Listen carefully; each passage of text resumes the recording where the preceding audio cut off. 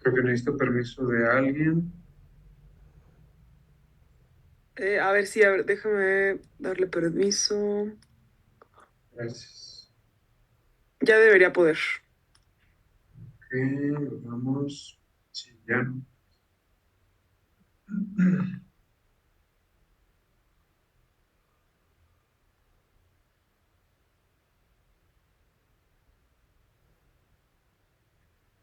Ah, ¿están viendo la ponencia o ven la vista del presentador? Creo que se ve la vista del presentador. Ok, entonces es esta. ¿Listo? Ahí ya se ve.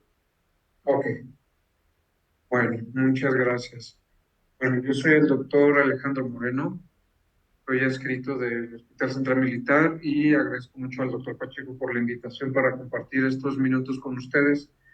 Am, Vamos a ver un tema que es muy frecuente. Otorrino es una de las consultas más frecuentes en todo el mundo y las infecciones de vías aéreas superiores y su extensión a la parte del oído son muy comunes.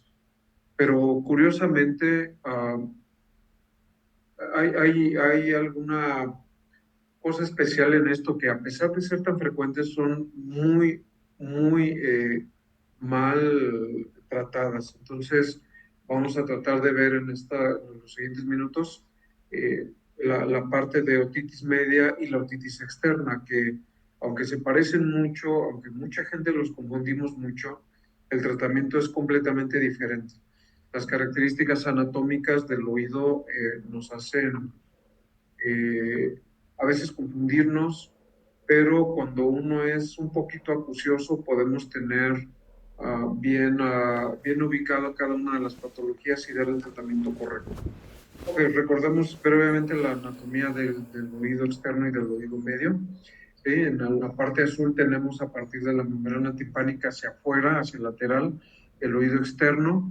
En la parte amarilla, desde a partir de la membrana timpánica, hasta la última porción del estribo, esto es el oído medio, y a partir de la ventana oval, que siempre está sellando el estribo, y hacia la parte medial, pues ahí tenemos el oído interno. ¿Ok? Este, un segundo.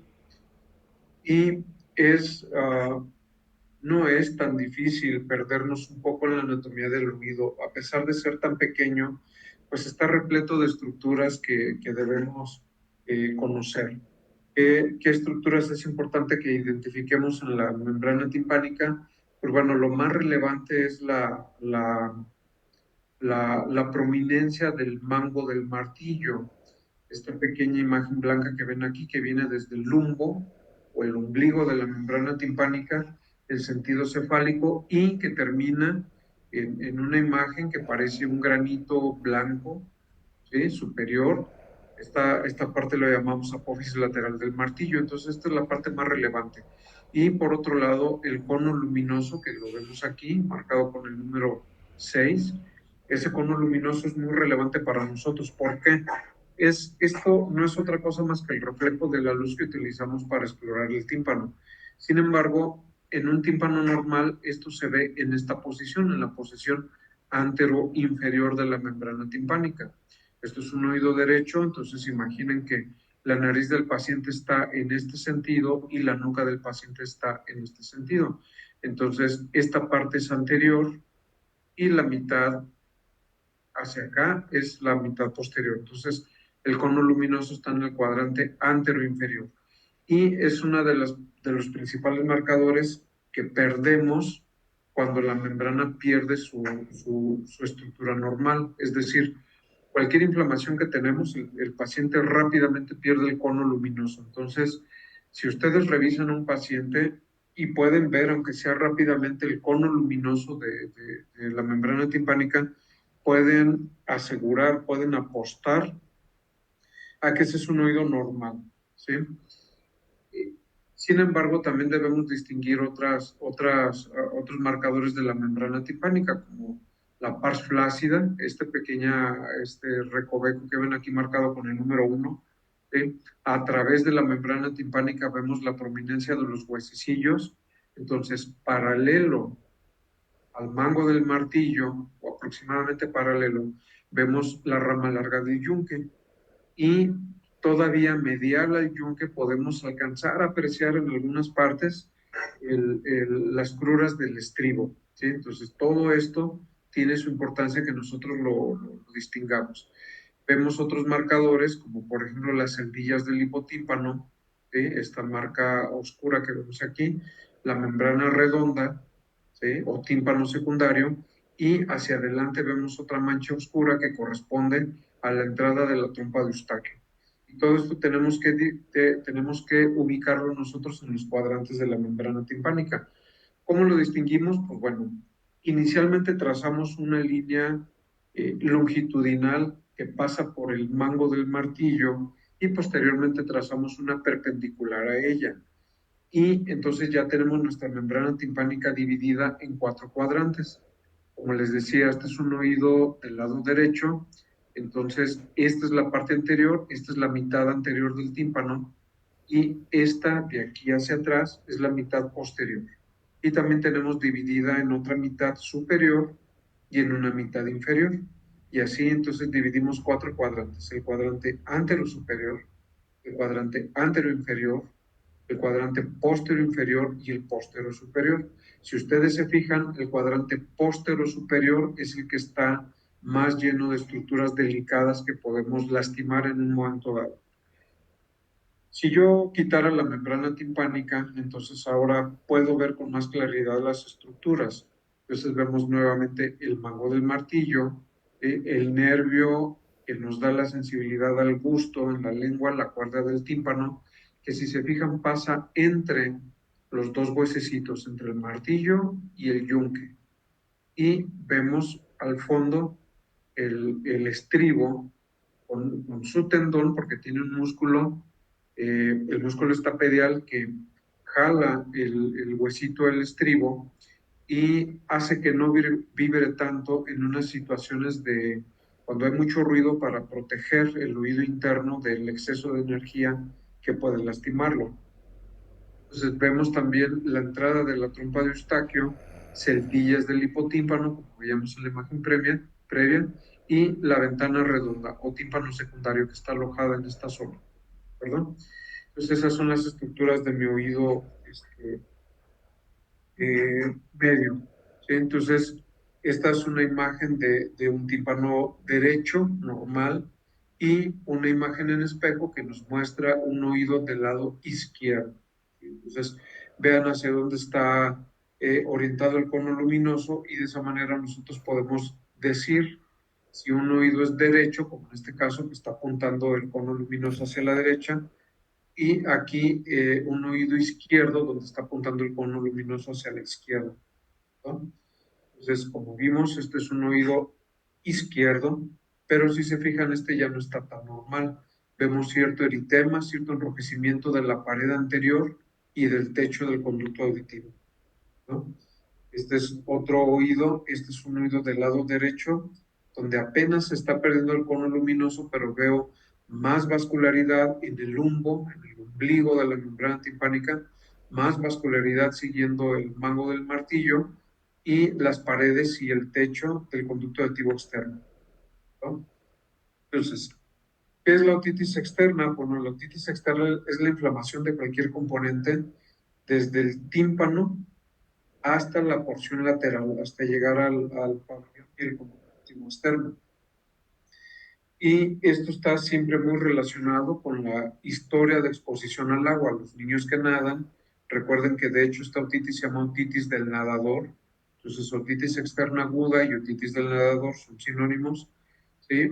Y el diagnóstico es clínico completamente, no requiere una radiografía, no requiere un cultivo, no requiero ningún otro estudio de imagen, mi diagnóstico es completamente clínico. Con mi estudio de diagnóstico es suficiente para diagnosticarlo. ¿Cuál es su principal característica? Que es muy dolorosa. Si nosotros analizamos en detalle este diagrama, vemos que el recubrimiento del cartílago, el pericondrio, o el recubrimiento del hueso, el periósteo, están muy cerca de la piel. Eso hace que cualquier condición que inflame la piel, como por el periósteo y por el pericondrio pasan los nervios que le dan su sensibilidad, lo hace especialmente doloroso. Entonces, cualquier inflamación de la piel va a ser muy dolorosa hablando del oído, ¿de acuerdo? Y las otitis externas también pueden ser crónicas, no solamente agudas, pueden, si esto no se resuelve fácilmente o si hay algún otro factor como el paciente se esté traumatizando o en el caso de un paciente diabético cuyas defensas no funcionan adecuadamente, puede incluso necrosar alguna de las estructuras del oído. Entonces es importante distinguirlas entre ellos. También puede asociarse a algunas otras enfermedades preexistentes dermatológicas especialmente, como la psoriasis o otra enfermedad sematosa del conducto auditivo. Entonces, recordemos, una de las cosas más importantes que nos predisponen a esto, pues es la historia de exposición al agua, ya sean albercas cloradas, o mejor dicho, mal cloradas, o en aguas abiertas, en la playa, por ejemplo, o en los ríos, que es muy común verlo en muchas comunidades en este país, ¿verdad? El calor que macera la piel, la humedad que se queda ahí y que cuando el ambiente es muy húmedo no permite que esa humedad del conducto auditivo externo se evapore. Entonces también es un factor que nos hace, que nos predispone a la a las otitis externas. Esa humedad que permanece en el conducto auditivo y que hace que la piel se macere nos hace especialmente vulnerables a a la otitis externa. También la ausencia de cerumen. Y curiosamente, tener el oído muy limpio hace que se pierda ese efecto de acidificación. El cerumen es un agente acidificante y que hace que yo pierda una de mis barreras inespecíficas contra las infecciones, que es la acidez. La ausencia del cerumen también. Evidentemente, lo contrario, tener un pH alcalino también nos predispone y tener un conducto que esté muy cerrado, muy angosto, hace que el agua pueda penetrar y que sea difícil de que se evapore por sí misma, difícil de que salga y eso sirve como un caldo de cultivo para producir una otitis externa. ¿Cuál es el principal microbio que tenemos que tomar en cuenta en esta patología? Es la Pseudomonas aeruginosa. Secundariamente tenemos Staphylococcus aureus, proteus, otro tipo de estafilococos, bacterias que son difterioides, ¿sí? En bastones o Escherichia coli también incluso puede haber. Entonces, todos estos nos pueden dar infecciones en el conducto auditivo externo, pero el principal y el más importante es la Pseudomonas aeruginosa, ¿no? Esto siempre ocurre porque el estrato córneo evita que las unidades pilosebáceas drenen naturalmente y eso conduce a la incubación de las bacterias que producen la infección, causándonos edema y un dolor muy intenso. ¿Cómo voy a ver un paciente? Pues principalmente mi paciente tiene otalgia, tiene dolor de su oído. Puede llegar a tener secreción, sí, no es lo más común, pero puede llegar a tener secreción. Y el paciente siente plenitud óptica, siente su oído tapado. Esa inflamación de la piel hace que el tímpano no vibre adecuadamente y eso le da al paciente una sensación de plenitud óptica. Muchas veces les da comezón y si yo toco el trago o el pabellón auricular, mi paciente siente dolor. Nosotros hemos dado en llamarle a esto el signo del trago. Si yo le toco el trago, entonces mi paciente le duele. Pero la característica principal es la otalgia, ¿de acuerdo? Entonces también puede tener hipoacusia. Si yo me sumo a verle el oído, voy a ver enrojecimiento de las paredes o del techo o del piso. En algunas ocasiones, si la infección ha salido un poco del conducto auditivo externo, mi paciente puede llegar a tener crecimiento de ganglios alrededor del pabellón auricular o incluso el edema puede ser tan importante que el conducto se vea cerrado. ¿Perdón? Entonces, esta es una imagen, por ejemplo, de una inflamación, de un eritema generalizado que está abarcando el techo, el piso, pared anterior y pared posterior, ¿de acuerdo? Así como también está inflamando también la membrana timpánica prácticamente en su totalidad. Esta es otra imagen, por ejemplo, donde si ustedes se fijan, la infección está afectando principalmente la membrana timpánica e incluso ha formado ampollas con sangre, ¿sí? Esto lo llamamos una meningitis, es decir, la inflamación casi exclusiva de, de- de- de la membrana timpánica o miringo, por eso se llama meningitis bulosa, porque ha formado bulas o ampollas llenas de sangre, ¿de acuerdo? Esta es una imagen con un grado de inflamación un poco más severo, ¿sí? Donde no distinguimos, a causa del edema, no distinguimos los relieves naturales como el mango del martillo, ¿sí? Y este es otro tipo de otitis externa donde la inflamación, si se fijan, está muy localizada, ¿sí? Seguramente en una unidad pilosebácea y que nos da un furúnculo, una forunculosis o foliculitis, ¿sí? De los vellos que hay en la parte externa del conducto aditivo externo. Entonces, si bien esto no nos está inflamando como tal las paredes o la membrana timpánica, pero sí está inflamando una porción de la piel y lo está haciendo de una forma muy localizada, ¿sí?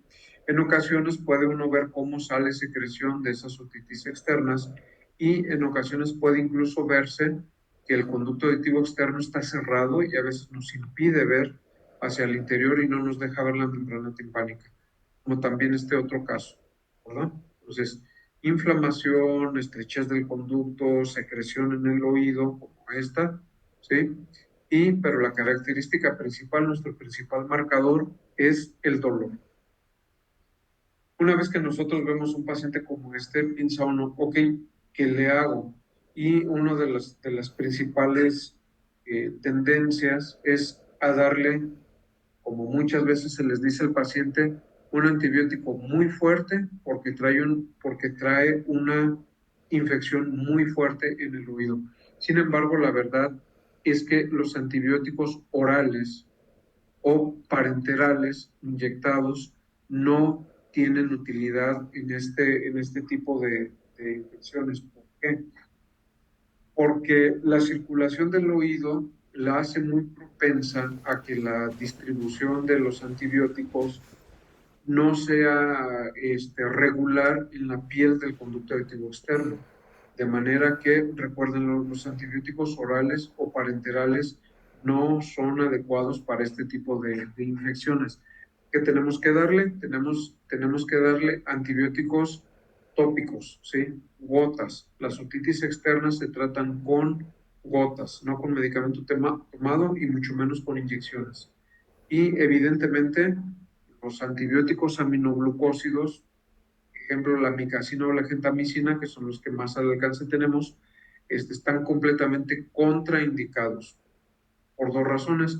Primero, porque no llegan al conducto aditivo externo, no cubren a la pseudomonas aeruginosa y además una sola dosis de antibiótico de este tipo de aminoglucósidos pueden, si mi paciente es muy sensible, pueden dejarlo completamente hipoacúsico, pueden dejarlo sordo, a veces con una sola dosis. Entonces, tenemos que tener mucho cuidado.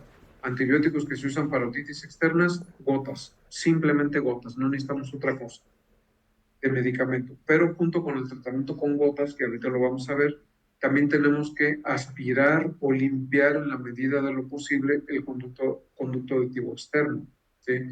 Si el conducto auditivo externo está lleno de secreción y si yo pongo gotas, la gota solamente se va a diluir y va a perder su efectividad, se neutraliza con la, con la con la secreción que generalmente es alcalina de estas infecciones. Entonces, no es adecuado dar gotas sin limpiar el oído. Entonces, tenemos que tener muy, muy, muy presente eso. tenemos que dar analgésicos, esta es una parte importante. Generalmente las gotas que vamos a ver ahorita ya tienen anestésico o algún medicamento antiinflamatorio que funciona también como analgésico.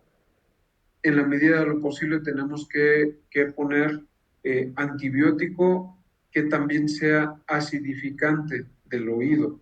¿Sí?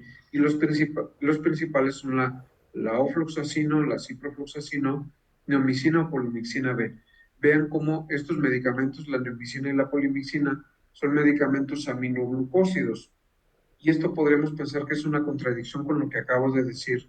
Estos medicamentos, aun siendo aminoglucósidos, puestos de manera tópica, nos pueden ayudar, no están contraindicados, siempre y cuando no haya una perforación del tímpano. Si el tímpano está íntegro, los puedo usar. Si el tímpano está perforado, entonces debo cambiar por otro. ¿Sí? Y es una buena idea también dejar un esteroide tópico que también tiene una función antiinflamatoria importante. En ocasiones el conducto está tan estrecho que es importante introducir una mecha óptica de algodón o de gasa, por ejemplo, para permitir primero que el conducto se amplíe un poco y por otro lado que el medicamento penetre hasta el fondo. Entonces la colocación de una mecha óptica es importante. Acidificar el conducto, que ya dijimos, hay que evitar que el paciente se rasque si tiene mesón, porque esto solamente perpetúa la infección, entonces hay que evitarlo. Y antibiótico sistémico tomado o inyectado solamente si las infecciones ya se han salido o se están extendiendo más allá del conducto auditivo externo. Ok. Para nuestro alivio, los medicamentos para el oído generalmente ya contienen todo lo que necesitamos. Ejemplo, el Infalindú, que tiene ciprofloxacino, que es el medicamento de elección para las pseudomonas, ¿sí? Pero también hay otras combinaciones muy buenas como el Soldrin, que tiene cloranfenicol, o el Fendex, que también tiene ciprofloxacino. Y si se fijan, Otoeni, que ya no hay en el mercado, pero tal vez todavía puedan encontrar por ahí, que tiene ciprofloxacino también, pero si se fijan, todos tienen benzocaína, lidocaína también, que esto nos produce un alivio rápido para el dolor del paciente al ser un anestésico.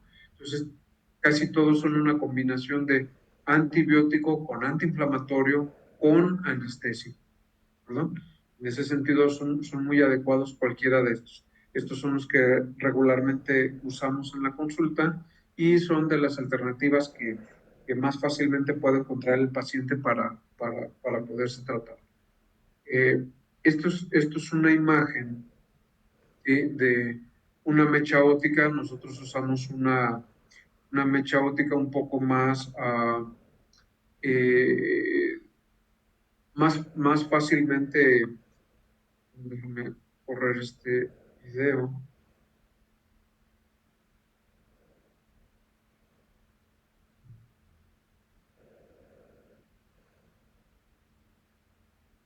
Este video, perdón, donde vemos cómo este paciente tiene un oído normal de un lado, ¿sí? Del lado derecho, como pudieron ver, pero si nos asomamos al oído izquierdo no hay nada, no hay luz, no está, el conducto está completamente inflamado.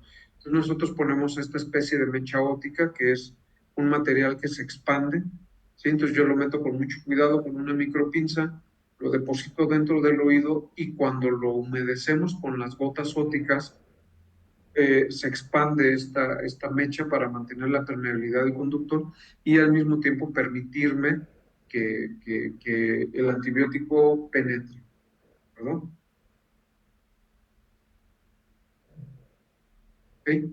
Esta es otra diapositiva donde mencionamos también que las infecciones no pueden ser únicamente por bacterias, también puede ser por hongos. Un 10% de las infecciones que van a haber van a estar constituidas por hongos o conviviendo bacterias con hongos al mismo tiempo causando la infección. De los hongos, el más común es Aspergillus, ¿sí? De las otitis externas por hongos, el hongo más común es el Aspergillus. y los pacientes que tienen sus defensas disminuidas, principalmente por diabetes, este es el principal factor predisponente de las infecciones que se causan por hongos en el oído. ¿Sí? El cuadro clínico es muy parecido, hay prurito, hay sensación de que el oído está tapado, puede haber otorrea o secreción y evidentemente también dan dolor. El paciente también puede tener baja de audición importante y a la exploración generalmente vemos secreción espesa en el conducto, ¿sí? Probablemente costras, pero la parte más importante es identificar estos micelios o hifas. Ahorita vamos a ver unas imágenes. Si ustedes se fijan, estos son oídos del lado izquierdo ambos y tienen estas placas blanquecinas. Es muy común, como estas placas que vemos aquí, es muy común que los médicos los confundamos con hongo. ¿Por qué? Porque se parecen a las placas blanquecinas que salen en la candidiasis oral. Sin embargo, este tipo de placas no son hongos. Estas placas son depósitos de calcio que quedan en la membrana timpánica cuando el oído se ha inflamado por algo. De manera que cuando ustedes se asomen con su estuche de diagnóstico y vean este tipo de imágenes, recuerden que esto no son hongos, estos son depósitos calcáreos, depósitos de calcio en la membrana timpánica lo llamamos calcosis, pero no son hongos. Un hongo lo vemos como esto, puede tener secreción espesa y probablemente alcancen a apreciar aquí como vemos una especie de filamentos que terminan en una pelotita que se ven más claros en esta imagen o un poco a mayor aumento aquí.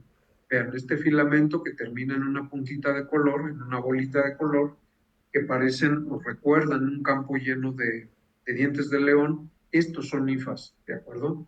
Igual como los vemos aquí o acá. Entonces, nuevamente, solamente para clarificar, estos son calcosis, no son hongos, estos sí son hongos, ¿de acuerdo? Entonces, cuando vean esto, hay que dar un medicamento antimicótico. ¿Cómo los atendemos? Pues bueno, hay que limpiar todas esas costras, hay que aspirar en la medida de lo posible. Si yo tengo equipo y tengo un poquito de entrenamiento para limpiar ese oído y dejarlo sin costras y sin hifas, eso es lo ideal, ¿de acuerdo? Entonces hay que aspirar y limpiar, hay que darles analgésico porque duele mucho. Podemos utilizar antibiótico acidificante, pero también básicamente, si ustedes se fijan, es todo lo demás que usamos para una otitis externa por bacterias, pero también debo utilizar medicamento antimicótico, ¿okay? El otoeni o el antibiótico que ya vimos, pero también podemos usar tinaden, el tornaftato, o también, se me escapa el otro nombre, entonces se los digo, de otro antimicótico. ¿Cuál es el problema? Que en México no hay preparaciones para el hongo que estén diseñadas para el oído, pero podemos de manera segura utilizar preparaciones que están formuladas para la micosis de los pies. Podemos utilizarlas de manera segura en el oído, ¿sí? Como está el tonaftato o se me escapó el otro, perdón, ahorita se los vuelvo a decir. Bueno, está a punto de terminar el tiempo, no sé si de esta presentación, no sé si podemos abrir otra sesión para terminar. Nos Sí, queda la cierro y solamente... entramos a la misma. Ok, sí, entonces vamos a aprovechar este último minuto para hablar de esta otitis externa necrotizante. Esta es una patología, es una extensión muy grave de la una otitis externa y corriente, pero esta sí nos puede poner en peligro la vida. También está causada por pseudomonas y muchas veces va agregado el aspergillus, ese hongo, ¿sí? Y principalmente se presenta en diabéticos. Entonces, si ustedes ven un paciente diabético que le duele el oído, esa es una señal de alarma, ¿de acuerdo? Tenemos que asomarnos a ver su oído obligatoriamente. Ahorita que abramos la otra sesión les voy a enseñar una imagen de cómo se ve esto, ¿no?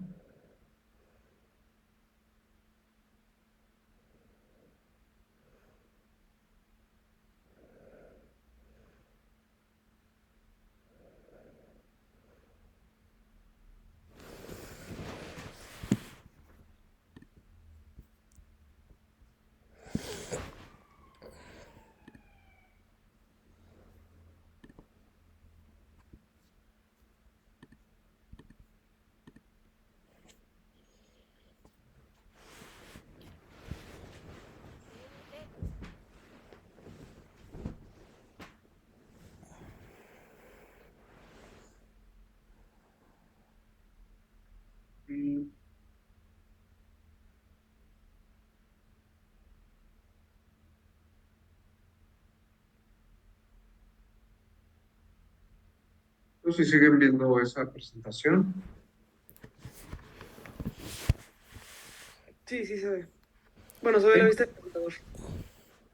Ok, otra vez la compartí mal. Un segundo.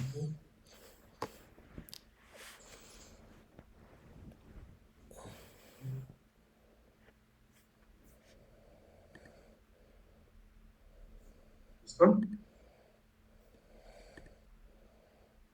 Sí, ya se ve bien. Gracias. Ok, entonces, como les decía, punto importante, paciente diabético y les duele el oído, obligatorio sumarnos, porque esta patología sí nos puede poner en riesgo la vida del paciente. Muchas veces requerimos hospitalizarlo con antibiótico parenteral y hacer estudios especiales de imagen. Entonces, eso debe ser una señal de alerta importante cuando ustedes vean un paciente así. Y lo que nosotros vamos a ver en un paciente diabético con una otitis externa maligna, ¿sí? Es esta imagen, ¿sí? Es un granuloma en la unión del tercio externo con el tercio medio del oído. Entonces, acuérdense, ya tenemos tres cosas. Paciente diabético que tiene dolor en el oído y que tiene esta imagen de granuloma con secreción y pus, hay que darle antibiótico de inmediato. A ellos sí se les tiene que dar antibiótico tanto tomado como antibiótico tópico, ¿perdón? Y si el estado hidroelectrolítico del paciente lo amerita o su estado metabólico lo amerita, definitivamente no duden en encamarlo, ¿sí?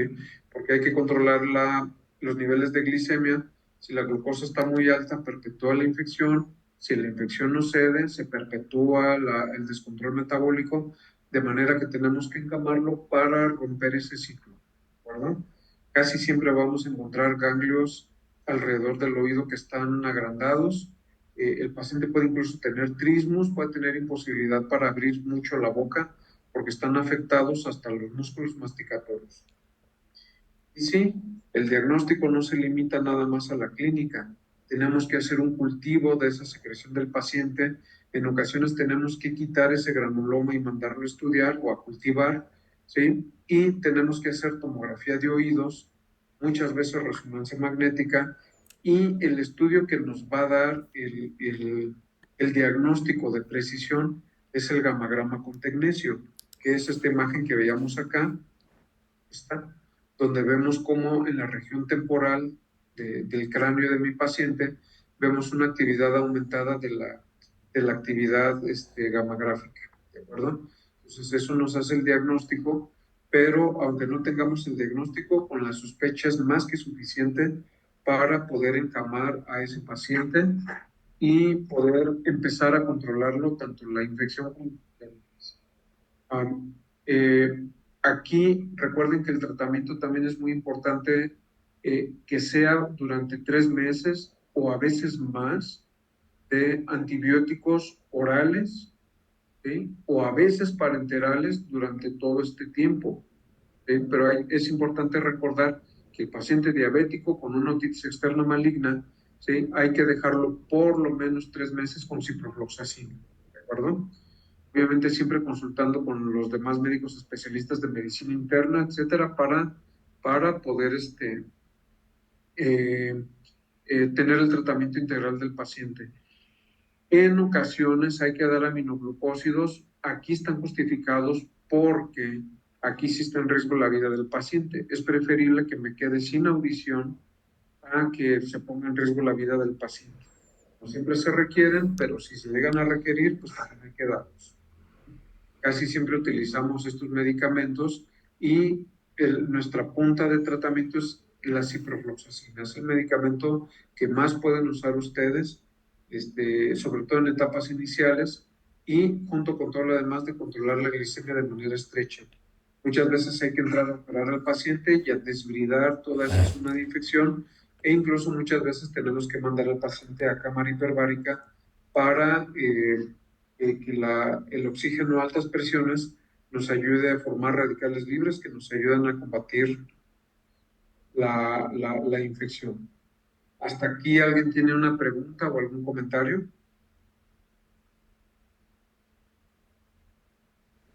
¿Todo bien? Todo bien. Ok. No, yo sí tengo una duda. Por ejemplo, lo de la cámara hiperbárica se Sí. considera, o sea, ya como para un control de daños, pues, o sea, en caso de que no mejore. Sí, depende, aunque el paciente no mejore, si yo desde inicio lo veo que su estado metabólico es muy grave, o bien que la infección ya se está extendiendo a otro lugar, puedo usarla desde el inicio. Y sí nos ayuda a limitar el daño, nos ayuda a limitar la extensión de la infección y no solamente la limita, sino que también ayuda a combatirla directamente. Entonces, es una opción a utilizar si veo que mi paciente tiene múltiples comorbilidades. Ah, ok. Entonces también se considera más como en base al riesgo metabólico, o sea, qué tan descontrolado está y todo eso. Así es, si mi paciente tiene un descontrol importante, pues es una opción casi obligatoria en ocasiones de una vez meterlo a cámara hiperbárica. Casi siempre los pacientes que van a cámara hiperbárica deberían estar hospitalizados, ¿no? Muchas gracias. Por nada. Entonces, si no hay otra duda, vamos a pasar al otro tema, que es las otitis medias, ¿sí? Ya vimos la parte externa, ahora vamos a la parte media, ¿sí? Entonces, recuerden, del tímpano hasta la parte interna, hasta la cóclea, todo esto es el oído medio. Entonces, ya vimos estas infecciones, ahora vamos a ver estas. Suenan parecidas, muchas veces las confundimos, pero no son lo mismo, no se presentan igual y hacer la distinción es importante porque el tratamiento no es igual, ¿no? Aquí los microorganismos cambian, ¿sí? Ahora vemos la tríada maligna, llamamos nosotros la tríada maligna del otorrino, el Streptococcus pneumoniae, la bacteria que se llama Haemophilus influenza, ¿sí? No confundir con el virus, y la Branamela catarralis nos da la principal trabajo a los otorrinos esta triada. Entonces, esta también es la que infecta la porción media del oído, no la externa. ¿Sí? Recuerden que la externa es Pseudomonas aeruginosa, pero en la parte media del oído son estos tres, ¿no?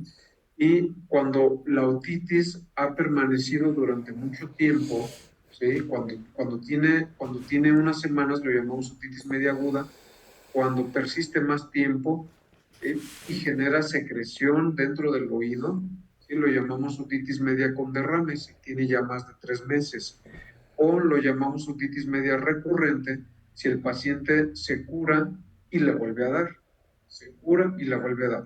Si esto ocurre 3 veces en un periodo de 6 meses o 4 veces en más de un año, ¿sí? Con resolución completa entre ellos, con curación completa entre ellos, entonces lo llamamos otitis media recurrente. Entonces es importante porque de este tipo, de esta clasificación, depende de que yo le dé un tratamiento u otro a mi paciente. Entonces, el evento que nos da la patogénesis de la otitis media es la disfunción de la trompa de Eustaquio. ¿Qué es esto? Recuerden que en el oído medio tenemos un drenaje que llega hasta la garganta y que lo llamamos trompa de Eustaquio. En los niños pequeños, esta trompa de Eustaquio es más horizontal, es más estrecha, ¿sí? Y es más propensa a las infecciones, a edematizarse fácilmente. De manera que esta trompa tiene, con mucha más frecuencia que en el adulto, tiene disfunción, es decir, se cierra y no se abre para evacuar el moco que normalmente produce el oído. Entonces, si el moco no se puede evacuar, ¿sí? Entonces, este moco se estanca aquí, se coloniza por bacterias y posteriormente se infecta. ¿Sí? Entonces, esta disfunción de la trompa de Eustaquio es el evento más importante que nos da la otitis media y todas sus variantes.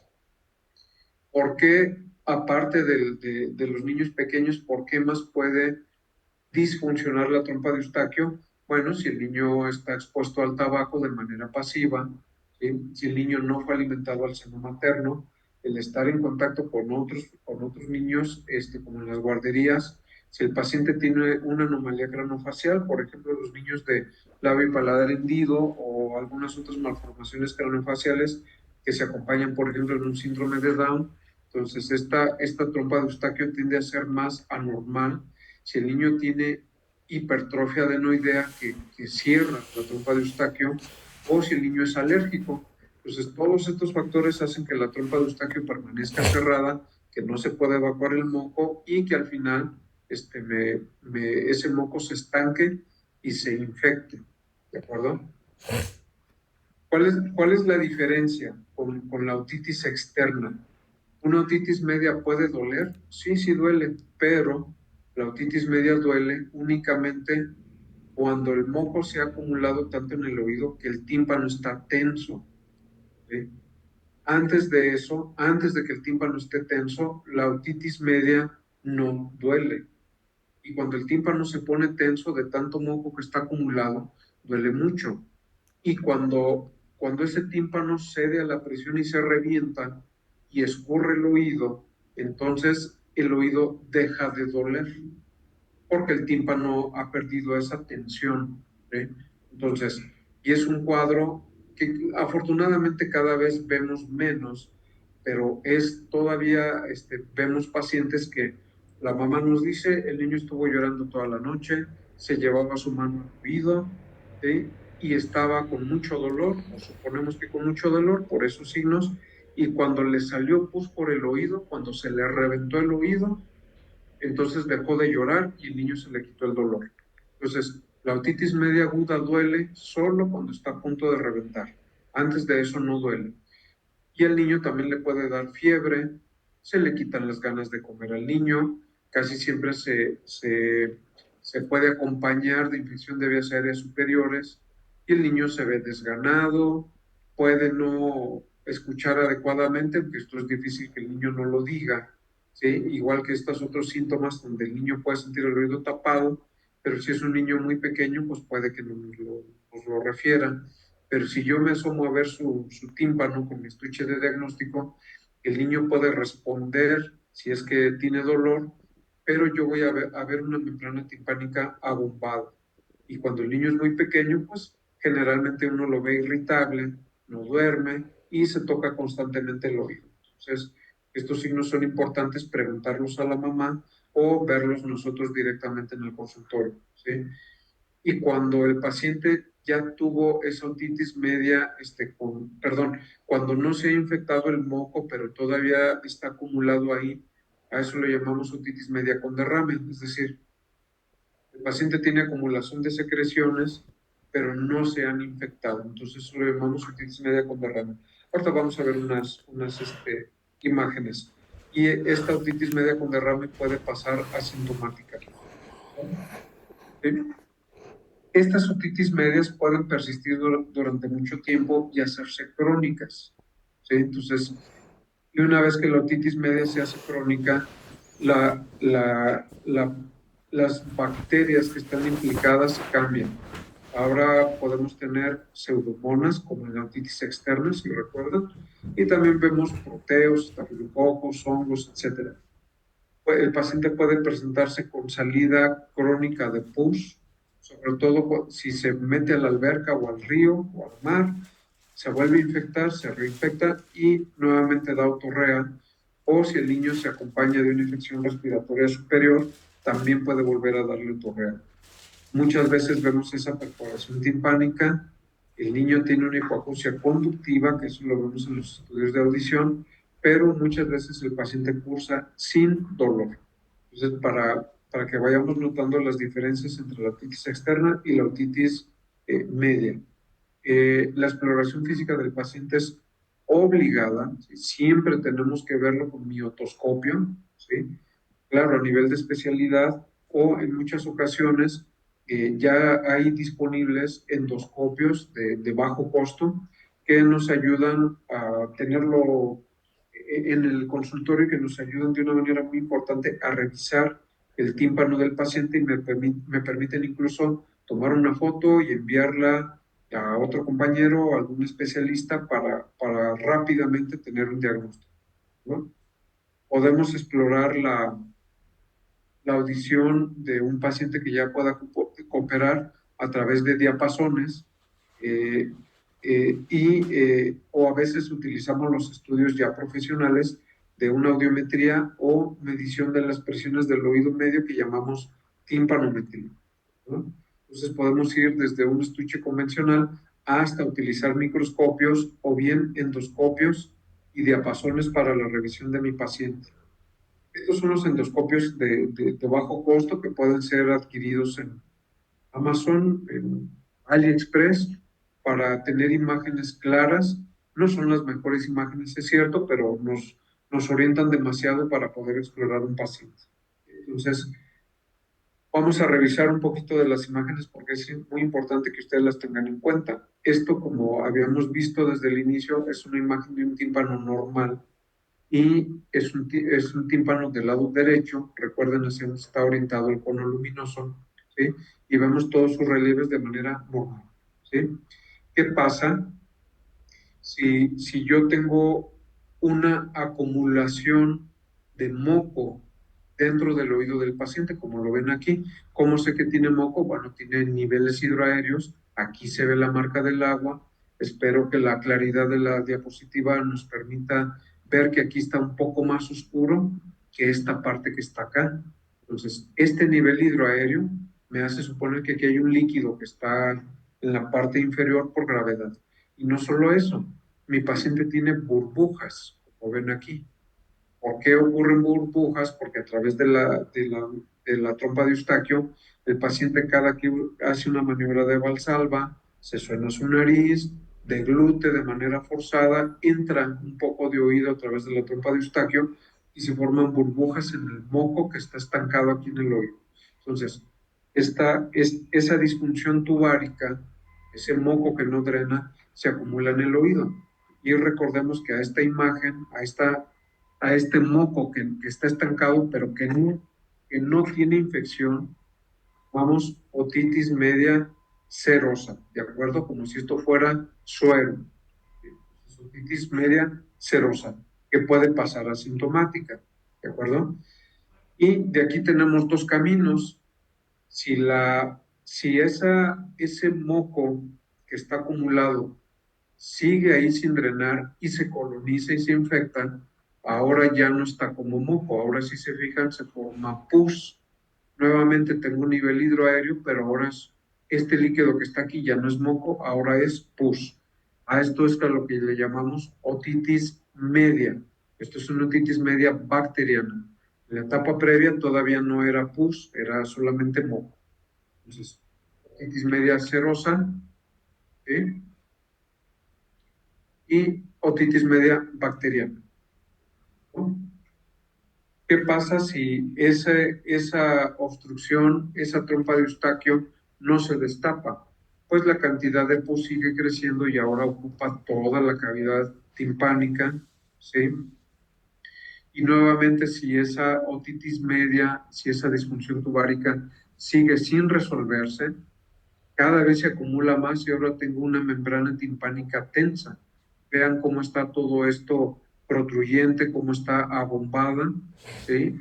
Hasta se oculta el mango del martillo y ya no puedo verlo y la membrana está a punto de reventar. Acuérdense que en las etapas anteriores muy probablemente todavía no doliera, pero aquí que el tímpano está tenso, aquí sí que duele, ¿de acuerdo? Nuevamente, si esa obstrucción de la trompa de Eustaquio y la acumulación de pus no se resuelve, el tímpano revienta y nos produce una perforación donde hace que salga toda esa pus que estaba acumulada y se seca formando costras. Entonces, aquí el oído deja de doler. Sigue siendo una otitis media, aguda o puede ser crónica si ya lleva mucho tiempo, pero lo importante es que aquí el oído deja de doler porque el tímpano se reventó y deja de estar tenso, ¿no? Y nosotros podemos verlo podemos verlo con salida de secreción a través del conducto auditivo externo, como ven aquí, ¿sí? Pero ¿qué pasa si una otitis media con derrame, como se llama esta etapa que ven aquí, si puede no resolverse la disfunción y sin embargo no se coloniza con bacterias y no se infectan? Pues simplemente el moco sigue ahí. Vean cómo sigue habiendo moco, probablemente haya burbujas, pero ocurre una cosa importante. La mucosa del oído medio empieza a reabsorber el moco y el aire que está dentro del oído medio. Entonces la membrana timpánica se empieza a chupar, ¿sí? Empieza a haber una atelectasia, ¿sí? Empieza a retraerse y nos empieza a dibujar los pliegues del oído. Vean cómo se dibujan, ¿sí? De manera muy notoria. Vean en la pars flácida cómo esa membrana timpánica está ahora completamente chupada, bueno, no completamente, pero está empezando a chuparse, ¿sí? Y eso es porque el oído no se ha ventilado, porque la trompa de Eustaquio no se abre. Sin embargo, esa secreción no está infectada. Esto también es una otitis media, pero sigue siendo una otitis media serosa, no infecciosa, ¿de acuerdo? Y si la trompa de Eustaquio no se abre y ese moco se sigue reabsorbiendo más, la membrana timpánica cada vez se le va formando una telectasia cada vez mayor y más intensa, hasta llegar a etapas como esta, por ejemplo, donde vean cómo la membrana, la pars flácida, está tan atelecta, perdón, está tan atelectasiada, está tan chupada que ya está metida en la porción más, prácticamente la más interna en el oído medio. Y si se fijan aquí, incluso está empezando a tener contacto la membrana timpánica con el yunque, aquí en esta zona. Entonces, poco a poco la membrana se va retrayendo de manera muy importante hasta que nosotros vemos imágenes como esto.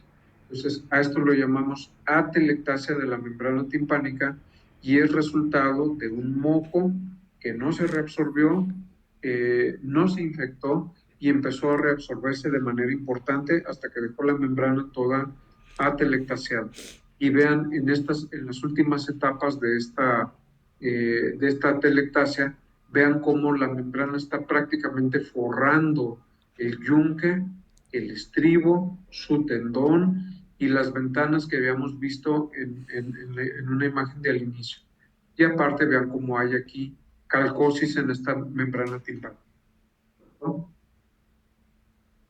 Y en ocasiones, para ayudar al tratamiento de estas otitis medias, nosotros tenemos que hacer que el oído se ventile por algún lugar y muchas veces lo hacemos de manera artificial, perforando el tímpano nosotros mismos y poniendo un tubo de ventilación ahí para que pueda entrar aire y al mismo tiempo desalojar la secreción. En ocasiones hacemos estudios como cultivo, de perforar el oído, obtener secreción y mandarlo a cultivar, o a veces solamente perforamos, a eso se le llama miringotomía, para permitir que drene, sobre todo cuando el niño tiene o el paciente tiene dolor muy severo o cuando anticipamos que puede haber complicaciones. Este es un estudio de audición normal y este es otro estudio donde vemos nosotros cómo el paciente puede llegar a tener algún grado de afectación auditiva, ¿sí? Cuando vemos caídas en las frecuencias altas, ¿sí? O definitivamente cuando caen todas las frecuencias. Perdón, esto es un estudio de audiometría para explorar la audición de mi paciente, ¿sí? Y nos puede dar muchas imágenes de este tipo, ¿sí?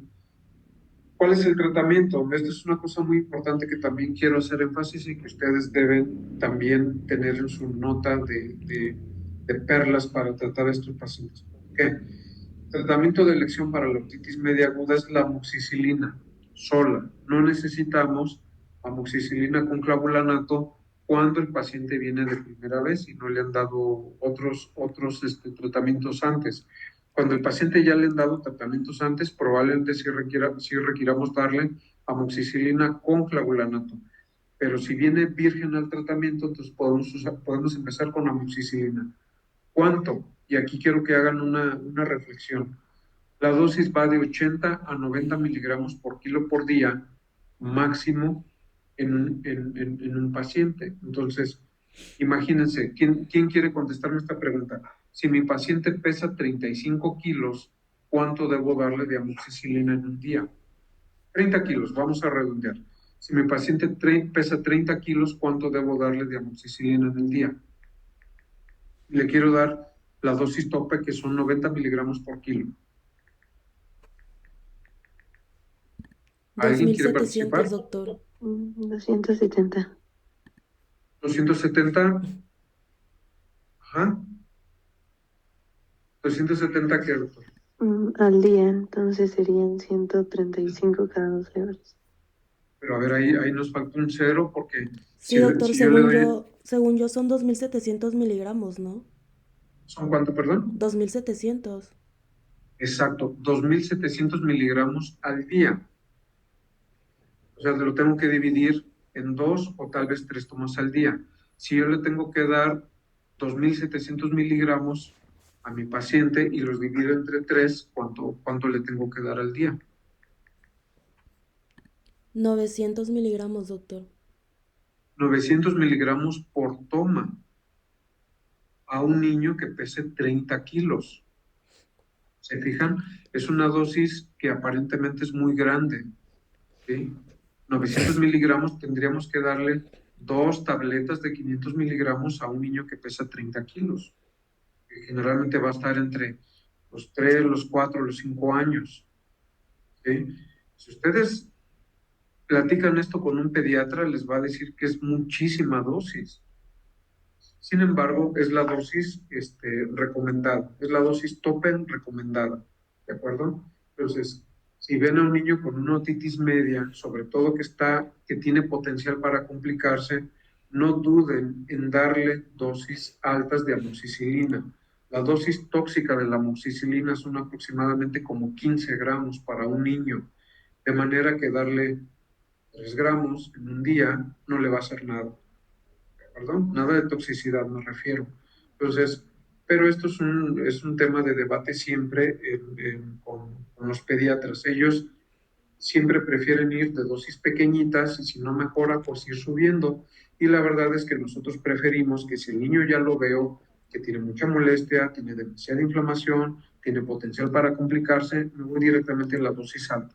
Entonces, reflexionen un poquito para que vean que esas dosis, aunque parecen altas, son adecuadas para un niño pequeño. Ténganlo muy en cuenta, por favor.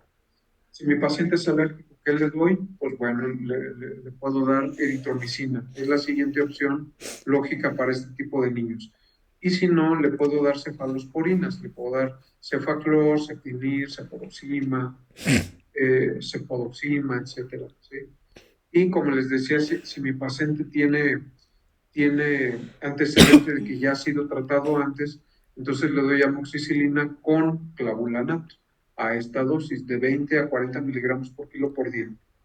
20 a 40 miligramos de amoxicilina, ¿no? ¿Okay? Junto con la ciprofloxacina, también en ocasiones, si hay una otitis externa que concurre, le puedo dar también gotas, como lo hablamos hace rato. Cefaclor, yo creo que es uno de los antibióticos preferidos para esto, la amoxicilina con clavulanato. En ocasiones hay que hospitalizar a los niños, sobre todo si vemos que el paciente es de una comunidad muy alejada y no puede estar viniendo todos los días a que yo le aspire el oído. En muchas ocasiones es preferible encamar al paciente. ¿Qué debo darle además del antibiótico y los adyuvantes del tratamiento? Debo darle descongestionantes como la oximetazolina, el Afrin. ¿Por qué? Porque estos permiten que la trompa de Eustaquio abra, ¿sí? Desinflaman, descongestionan un poquito más y permiten que la trompa de Eustaquio abra. Puedo darle a mi paciente también esteroide nasal, spray nasal como la mometasona o la fluticasona, para hacer lo mismo, que el paciente se descongestione y abra la trompa de Eustaquio. Tengo que hacer que mi niño, mi paciente adulto, abran la boca constantemente, porque esos movimientos de abrir la boca, hacer movimientos de masticación, hacer maniobras de Valsalva, hacen que la trompa de Eustaquio se esté abriendo paulatinamente, ¿sí? Y tengo que darle a mi paciente cuidados de oído perforado si el tímpano está perforado. No debe mojarse el oído, no deben ir a nadar, etcétera, ¿sí? Se moje para que no se esté reinfectando. Y el oído tienen que secarlo, ¿sí? Necesariamente tienen que secarlo siempre. No secarlo por fuera, sino secarlo con una fuente de aire externa para que esté evaporando esa humedad y nos ayude a eliminar la infección, ¿sí? También mi paciente se tiene que tapar con un algodón impregnado con vaselina. Esta es la medida más eficaz. ¿sí? Una bolita de algodón embarrada con un poco de vaselina, hecho pelotita y puesto en el oído. Eso es lo mejor para que el oído no se moje cuando el niño se bañe. Se pueden usar tapones de neopreno, tapones de nadador, etcétera, pero la verdad es que el taponcito de algodón impregnado con vaselina es más eficaz, ¿sí? Y el resto del oído, el resto del día el oído debe estar destapado, ¿sí? El oído tiene que evaporar esa infección, por eso tiene que estar destapado. Y solamente debemos cubrirlo cuando está en riesgo de que se moje, es decir, cuando me baño, o si el niño o el adulto van a una fiesta cerca de la alberca donde va a haber chapuzones, o el riesgo de que se moje el oído, ahí sí lo debemos tapar, pero si no, el oído debe estar destapado. No puede nadar, evidentemente mi paciente tiene que evitar esas actividades que pueden mojar el oído, y si mi paciente suda mucho, tengo que secarlo, ese oído. ¿Cómo lo seco? Con una secadora de pelo, o con un ventilador o un abanico, a 30 centímetros del oído, tengo que estar abanicando o con la secadora de pelo o con mi ventilador durante por lo menos 5 minutos, mañana, tarde y noche. Este secado es muy importante y muchas veces solo requerimos eso y un poco de antibiótico para que mi paciente mejore y se le quite la infección. ¿Sí? Estas infecciones son las que más se pueden complicar. A la larga nos puede dar este tumor, este quiste del oído medio que llamamos colesteatoma, ¿sí? Luego lo veremos con calma.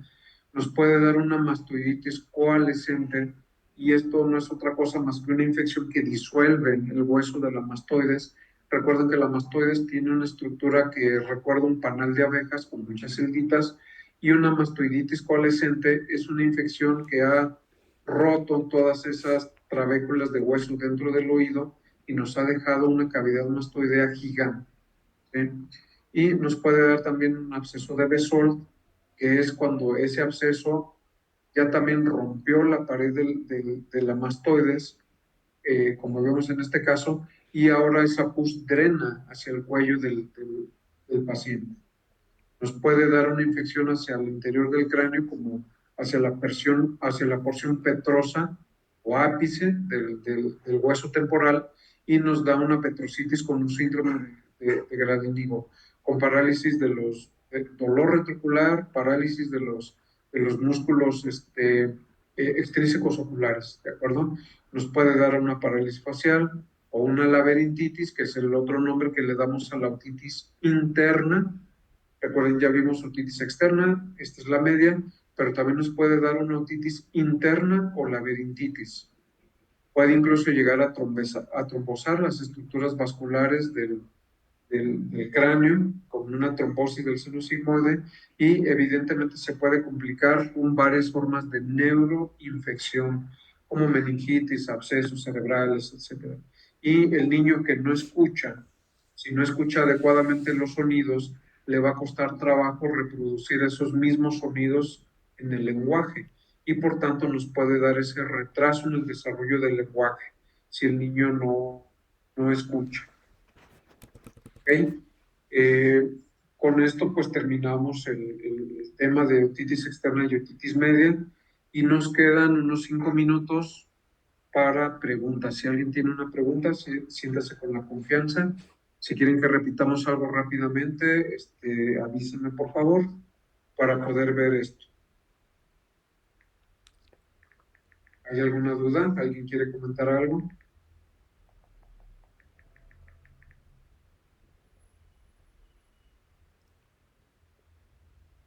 ¿Nadie? ¿Está todo bien? Sí, todo bien, doctor. Gracias. Ok. Bueno, si hay alguna duda, de cualquier forma pueden contactarme a través del maestro Pacheco, para si surge alguna duda de este u otros temas. ¿Perdón? Pues muchas gracias por su atención, y pues damos por terminado este tema. Muchas gracias. Gracias, doctor. Gracias. Hasta luego, doctores.